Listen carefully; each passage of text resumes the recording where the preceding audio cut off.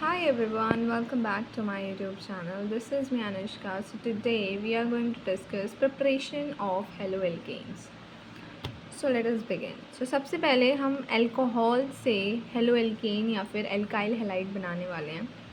तो इसमें भी वी हैव 3 कैटेगरीज, जिसमें सबसे पहले हम हाइड्रोजन हैलाइड का यूज़ करने वाले हैं. सो हाइड्रोजन हैलाइड की जब आप बात करते हैं तो hydrogen halide can be HCl, HBr and HI.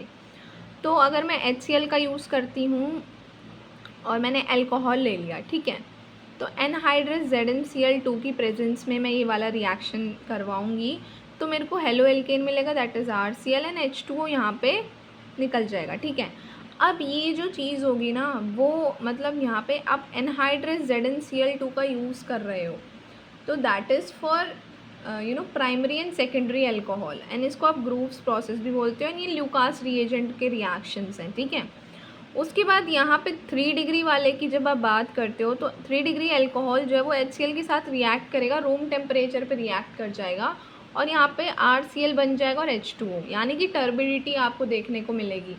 तो जब आपको यहाँ पे टर्बिडिटी शो हो रही है ना, इसका मतलब ये है कि ये रूम टेम्परेचर पे रिएक्शन ईजिली हो जा रहा है, क्योंकि यहाँ पे ये डिपेंड करता है on the stability of carbocation, and 3 degree carbocation is more stable than secondary and primary one. तो यहाँ पे SN1 reaction या फिर mechanism follow होता है और यहाँ पे SN2 mechanism. That is the reason behind it why you are using this reagent and all, right?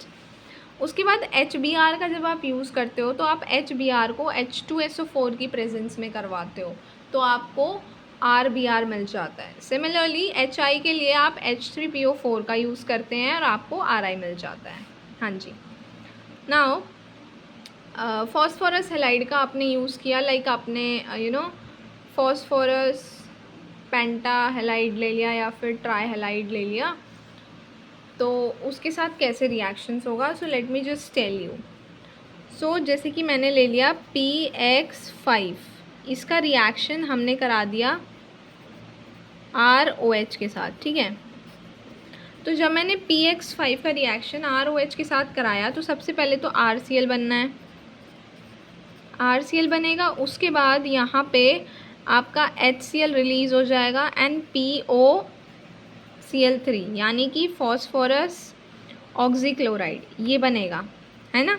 उसके बाद आपने PCl3 को ROH के साथ कराया तो RCl बनेगा एंड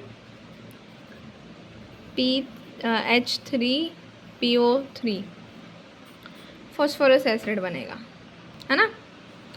तो ये तो आपका हो गया फॉस्फोरस हैलाइड के साथ. हाँ जी. Now let us just talk about thionyl chloride. तो थायोनाइल क्लोराइड क्या होता है? SOCl2. ये सबसे बेस्ट मेथड कंसिडर किया जाता है. बेस्ट मेथड इसीलिए कंसिडर किया जाता है क्योंकि यहाँ पे जो गैसेस रिलीज़ होती हैं ना, लाइक HCl और SO2, वो स्केप कर जाती है और हमको हमारा जो प्रोडक्ट होता है ना वो मिल जाता है. तो हमारा ROH जब SOCl2 और पायरिडीन की प्रेजेंस में ये वाला रिएक्शन होगा तो RCl बनेगा, SO2 एंड HCl.